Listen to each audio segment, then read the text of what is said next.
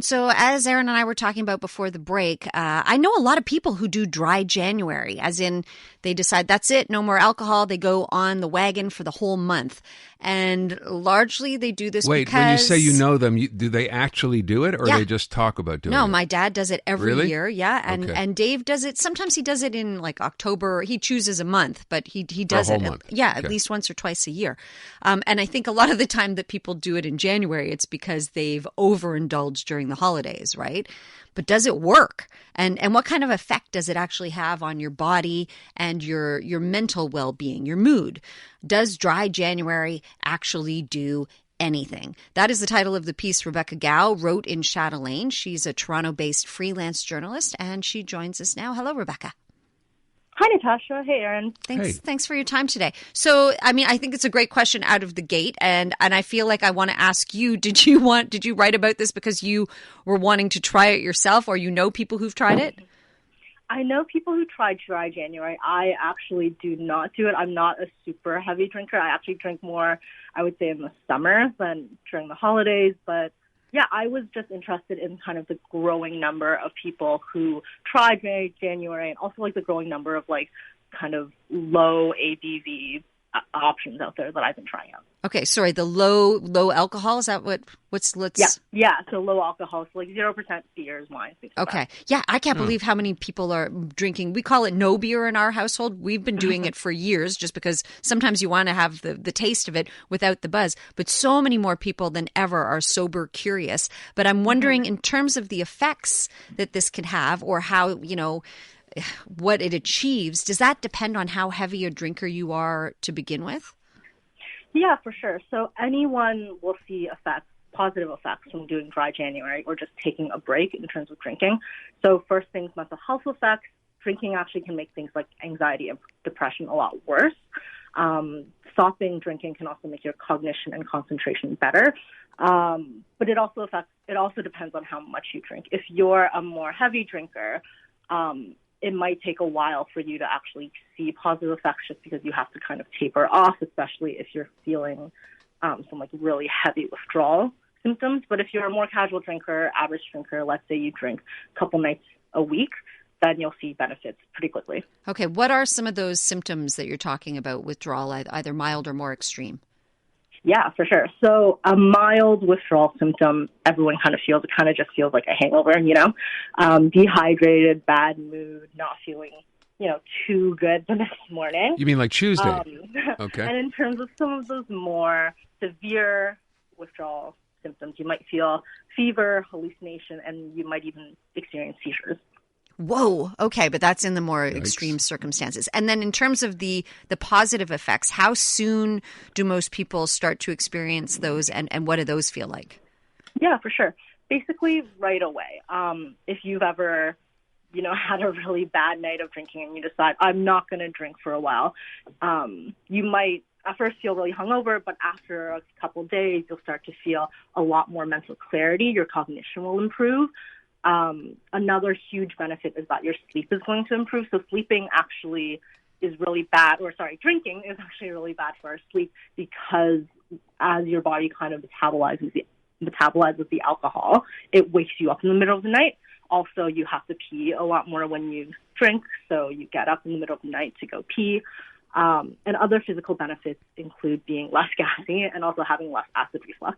Huh. Okay. And then I guess You think that'd be reason enough? You list off all of those and you say, okay, that doesn't sound like a bad deal for a whole month, right? Being No. able to avert all of those? and to be able to reap those kinds of benefits, but it's temporary, right? That's the thing. And then I can't help but wonder, Rebecca, when people do dry January, does it mean they then end up overindulging? They're like waiting for the last day of the month and then they go out and undo everything they've just done.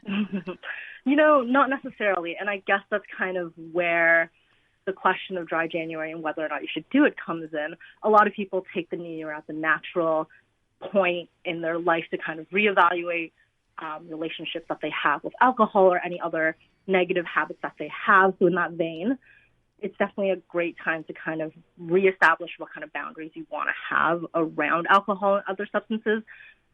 And that just means more soul searching. So if you're someone like me who I'm a pretty casual drinker, I really only drink when I'm out, I can kind of bounce back and forth between drinking and not drinking, having periods of time where I drink more, periods of time where I don't drink at all. If you're someone who has a bit more of a toxic relationship with alcohol, dry January might be a good time to kind of think about your relationship with alcohol and then maybe seek professional help or set up new boundaries around drinking for yourself. Right, especially if you're realizing that you're really struggling. Like if you just are really having a hard time not having that drink, then maybe that's an indicator that you do need some help and that there is an issue there.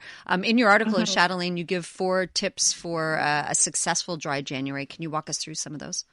Yeah, of course. First thing, most importantly, don't replace alcohol with another substance. So don't go and do cannabis edibles instead. It just kind of reinforces that pattern of coping with substances instead of building healthy habits. Sure. Next thing is to get some friends to join you. Like I said, I am mostly a social drinker, and people usually drink during social situations, so it can be kind of hard to be the only sober person in the room.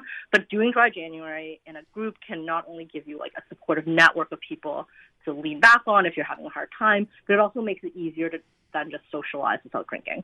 You could also try to plan some events with your friends that don't have any drinking, or go places where alcohol isn't served. So a movie theater where there's no alcohol is a great example.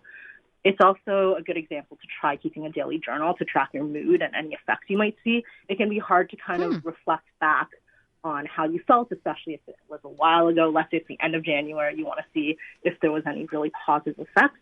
So keeping a daily journal of seeing how you can feel can actually make it easier for you to keep on track, because you can look back to even a week ago and say, oh yeah, I was feeling more clear-minded, or I did sleep better, whatever it might be.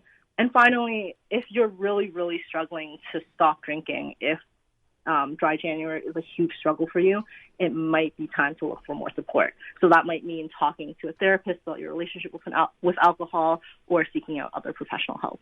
Excellent advice and tips. I really appreciate your perspective on it, and it's pause for thought. Let's just say thank you for your time today, Rebecca.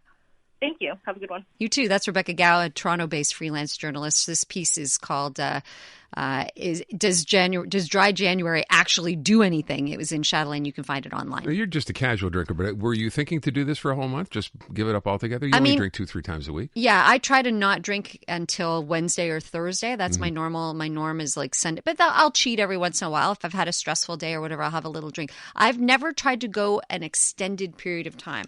I've gone a couple of weeks at a time. Well, actually, I obviously the whole time I was pregnant and nursing. So that's funny to think that I actually went about 2.5 years without drinking. And no, it didn't faze me.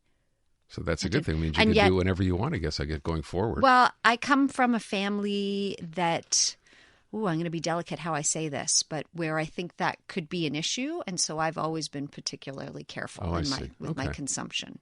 Okay. I worry about it all the time. And Dave's like, the fact that you worry about it shows that you're on top of it. Don't come to my house. I have liquor in my house because I'm supposed to have it, apparently. But does liquor go bad? No. You sure? I'm pretty sure. Because Unless some it's of those bottles have been Bailey's sitting there for 3 years and 4 years. They've never, I think you're all right. All right, good. I'm going to start drinking then.